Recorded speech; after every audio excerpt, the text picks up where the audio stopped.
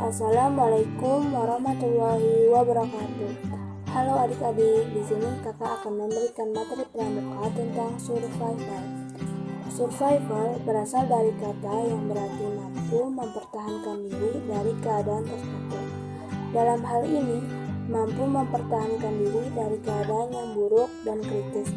Sedangkan survivor adalah orang yang sedang mempertahankan diri dari keadaan yang buruk. Survival adalah keadaan di mana diperlukan perjuangan untuk bertahan hidup. Survival merupakan kehidupan dengan waktu mendesak untuk melakukan improvisasi yang memungkinkan. Kuncinya adalah menggunakan otak untuk improvisasi. Statistik membuktikan hampir semua situasi survival mempunyai batasan waktu yang singkat, hanya 3 hari atau 72 jam bagi orang yang hilang. Dan yang mampu bertahan hidup lama tercatat sangat sedikit, sekitar 5%. Itu pun karena pengetahuan dan pengalaman. Elemen dasar dalam mempertahankan hidup. 1. Yaitu api. Api memegang peranan yang sangat penting dalam aktivitas pertahanan hidup karena berfungsi sebagai penghangat tubuh ketika malam, menghalau binatang buas, penerangan, memberikan sinyal bahaya, dan untuk memasak makanan dan minuman. 2. Yaitu pelindung. Pelindung dapat diartikan sebagai apapun yang mampu melindungi tubuh dari sengatan matahari, dingin, angin hujan, ataupun salju. Pelindung dapat berupa pakaian dan tempat tinggal. 3. Yaitu makanan dan minuman. Elemen dasar dalam pertahanan hidup. 1. Yaitu pertolongan pertama.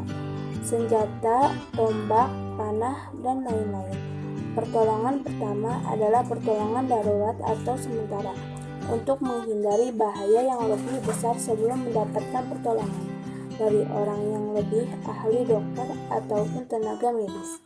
Kedua yaitu sinyal. Sinyal adalah segala sesuatu yang bisa dijadikan alat untuk meminta pertolongan atau memberitahukan kondisi dan lokasi kita. Alat yang dapat digunakan seperti api, cermin, lampu, senter, bendera. Aktivitas pertahanan hidup digolongkan berdasarkan medan lokasi.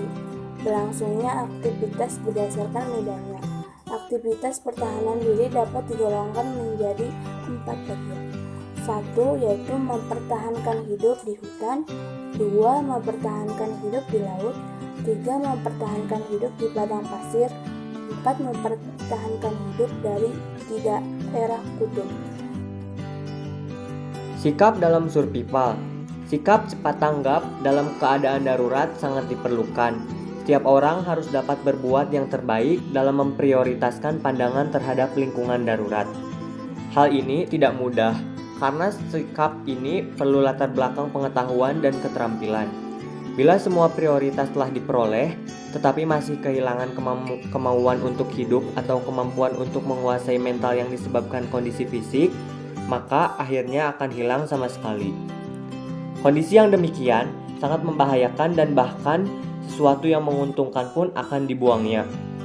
Juga yang perlu diingat, janganlah meremehkan sesuatu yang Anda lihat. Sikap mental positif yang diperlukan untuk menganalisa semua yang bertentangan dengan tubuh.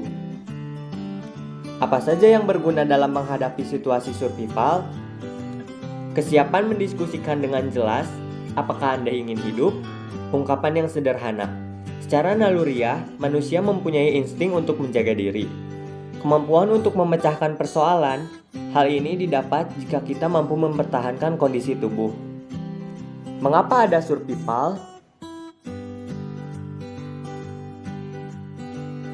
Timbulnya kebutuhan survival karena adanya usaha manusia untuk keluar dari kesulitan yang dihadapi. Kesulitan-kesulitan tersebut antara lain: 1. Keadaan alam, seperti cuaca dan medan.